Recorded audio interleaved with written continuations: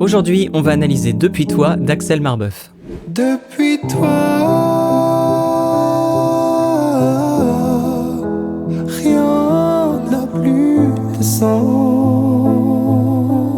Pour recontextualiser avant d'analyser la chanson, Depuis toi est sorti dans un double single le 14 mars 2025, accompagné de Pourquoi tu te fais du mal, que j'ai d'ailleurs analysé dans une précédente vidéo. Ces chansons sont comme les deux parties d'une même histoire, elles partagent d'ailleurs des points communs, à savoir un style plutôt épuré, mélancolique, ainsi qu'un soupçon de mystère.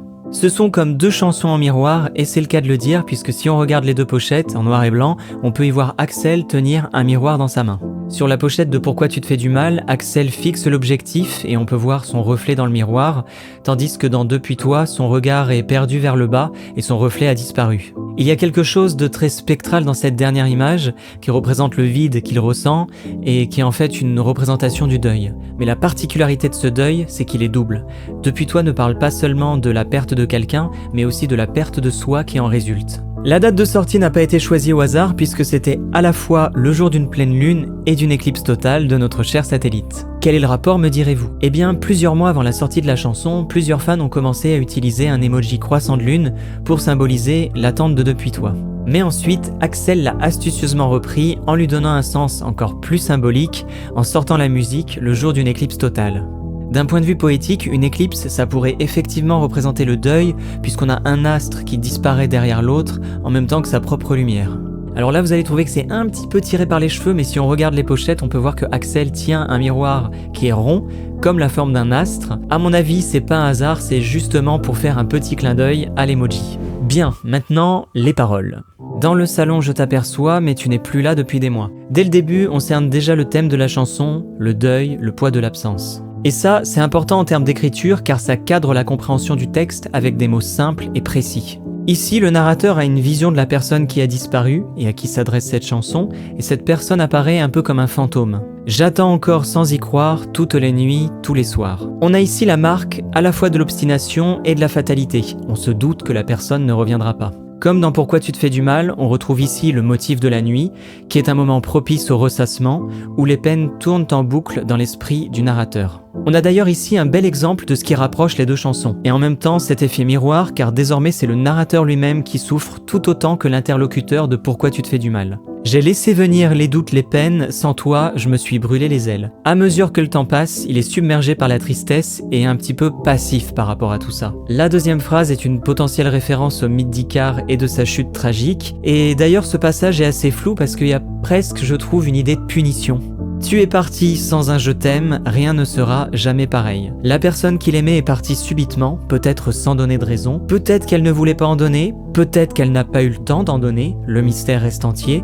En tout cas, c'est typiquement le cas de figure qui va faire naître chez le narrateur des sentiments de culpabilité et de remords. Depuis toi, rien n'a plus de sens, depuis toi, tout n'est que silence. On arrive maintenant au refrain qui reprend le titre de la chanson de manière anaphorique, c'est-à-dire en répétant « depuis toi » à plusieurs reprises en tête de phrase. Ça va donner un effet de renforcement et en même temps de symétrie. Cette répétition, elle appuie le poids de l'absence qui devient obsédante et qui empêche le narrateur d'avancer. À lui seul, le titre incarne le concept clé de la chanson. Il y a eu un avant et un après la personne dont on parle, et c'est de l'après dont il est question. C'est aussi ce qui fait le mystère de la chanson. D'ailleurs, on ne sait pas exactement de qui on parle. On ne sait pas si c'est un deuil amoureux. Ça donne un style à la narration, mais ça permet aussi à chaque auditeur de s'identifier, d'interpréter à sa propre manière. Et enfin, j'ai noté que tout n'est que silence, c'est un petit peu comme si soudainement le temps s'était arrêté.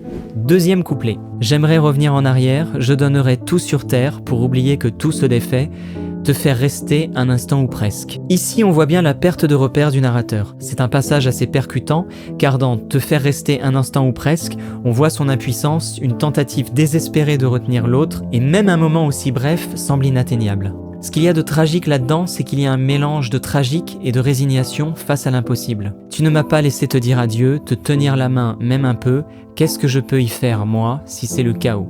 Alors là, j'ai pas grand chose à dire, le dernier mot parle de lui-même, il n'y a plus de repère et n'importe quel agissement serait vain. On retourne ensuite au refrain avec 2 nouvelles phrases qui viennent s'ajouter et renforcer l'anaphore, qui est appuyée avec les rimes en anse, et il y a aussi un phénomène de gradation que j'ai noté, c'est-à-dire l'installation d'une tension, la construction d'un climax, avec la phrase « le vide est immense », le mot « immense » étant ici un superlatif. On arrive doucement mais sûrement à la fin de la chanson, avec « c'est pas agréable de te voir partir comme le sable ». Ici, on est en présence d'un euphémisme. C'est-à-dire qu'en disant « c'est pas agréable », il utilise des mots d'une intensité en apparence plus réduite pour en fait suggérer plus. En gros, ça va pas du tout. Partir comme le sable, c'est une comparaison qui symbolise la fragilité de l'existence pour dire que nous ne sommes finalement pas grand-chose à l'échelle de l'univers. Rien n'a changé, mais tout est différent. Ici, on a affaire à une belle antithèse. Le quotidien du narrateur n'a pas changé, il continue de mener sa vie comme avant, avec les mêmes habitudes sans doute, mais la perte de la personne fait comme si tout avait changé, elle habite chacune des petites choses qui font la routine. D'ailleurs, je parle d'habitude, mais ça pourrait aussi représenter un décor. La personne n'est plus là et c'est comme si son absence nous laissait le sentiment d'être dans une salle vide. Tout s'est effacé avec le vent. Encore une image poétique avec l'image du vent qui renvoie d'ailleurs à la précédente phrase « partir comme le sable ». Et enfin, la dernière phrase de cette chanson, « rien ne sera jamais plus comme avant ». C'est une phrase très solennelle qui vient clôturer la chanson et elle fait d'ailleurs écho à celle qui finit le premier couplet, « rien ne sera jamais pareil ». Cette dernière phrase, elle a de l'impact car, un petit peu comme le titre, elle résume et conclut à elle seule la chanson. D'un point de vue harmonique, Depuis toi est certainement la chanson la plus complexe d'Axel. Le morceau est dans la gamme de Do majeur, mais ce qui est intéressant, c'est que certains accords vont être modulés, enrichis, et que certains vont même être empruntés à d'autres gammes. C'est ce qu'on appelle d'ailleurs un échange modal. D'une part, on retrouve les accords caractéristiques de la gamme de Do majeur, comme Do majeur, Mi mineur, Fa majeur ou encore La mineur, mais d'autre part, on a des variations des accords, notamment pour Mi et Fa, ce qui va permettre de rajouter de la mélancolie au morceau. Pour ajouter de la nuance et de la complexité au morceau, on va retrouver des accords diminués, des accords augmentés, 2 sixièmes et 2 septièmes. Chaque partie de la chanson suit à peu près la même structure. On commence quasiment tout le temps par un accord de Do majeur qui va donner de la stabilité au début de la mesure.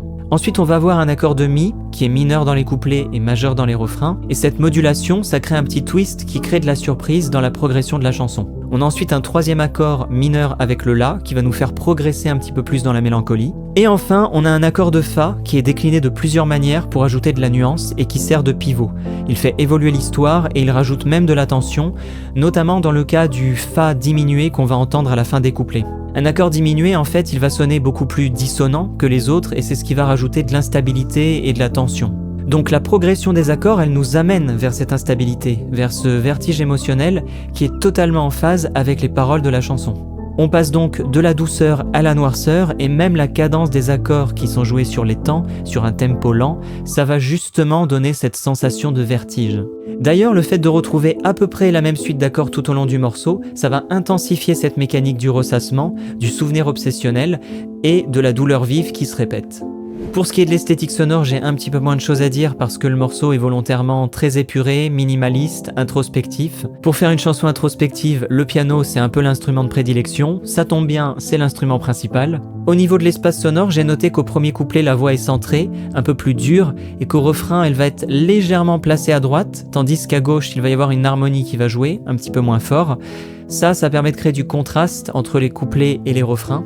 Si vous tendez l'oreille, au second couplet, vous pouvez entendre un clavier aigu qui va s'ajouter au piano et qui va permettre de contribuer un peu à cette ambiance un peu flottante qu'on a dans la chanson. Au deuxième refrain, les voix s'ouvrent à nouveau, il y a même plus de pistes qui vont jouer ensemble et s'additionner pour donner de l'intensité. Il va même y avoir un ajout de notes basses pour donner un petit peu plus de profondeur au deuxième refrain. À la fin de la chanson, on se retrouve seulement avec le piano, la voix qui revient au centre, pour terminer le morceau en toute délicatesse. Et pour finir cette vidéo, on va justement parler de la voix d'Axel. Pour le vocabulaire, je me base sur la Complete Vocal Technique, qui est une méthode de chant moderne et qui est réputée pour sa démarche scientifique, ses terminologies précises et pour sa vision pragmatique des exercices en chant. Ce qu'on peut remarquer en termes d'intention artistique déjà, c'est qu'il va exprimer une douleur profonde dans sa musique, non pas en faisant des notes extrêmement impressionnantes et puissantes, mais au contraire en restant dans une certaine douceur. Tout au long de la chanson, Axel chante en mode neutre, c'est-à-dire que sa voix est légère, douce, à un volume plutôt faible. Ça, c'est la base, mais pour mettre en relief tout ça, il va donner plus ou moins d'effet à certaines notes. Par exemple, sur Rien ne sera jamais pareil, j'ai remarqué qu'il ajoutait plus d'air, ce qui permet de renforcer le côté doux et intimiste de la chanson. Comme dans Pourquoi tu te fais du mal, les notes au refrain sont particulièrement aiguës par rapport au couplet et il passe alors en voix de tête. Dans la deuxième moitié du second refrain, il y a des harmonies qui sont ajoutées pour donner plus d'intensité, et là, je crois, c'est pas évident à dire parce qu'il y a énormément de voix qui jouent ensemble, il y a un changement de mode sur une harmonie, sur le toi du dernier Depuis toi. Sur cette note-là, il va passer dans un mode mi-métallique qu'on appelle le curbing, c'est-à-dire que la voix va être plus puissante, mais en même temps il va y avoir une certaine retenue, il va pas envoyer tout en termes de puissance, et ça va permettre de donner une couleur plaintive à la voix, pour contribuer à la dramatisation de ce passage qui est le climax de la chanson.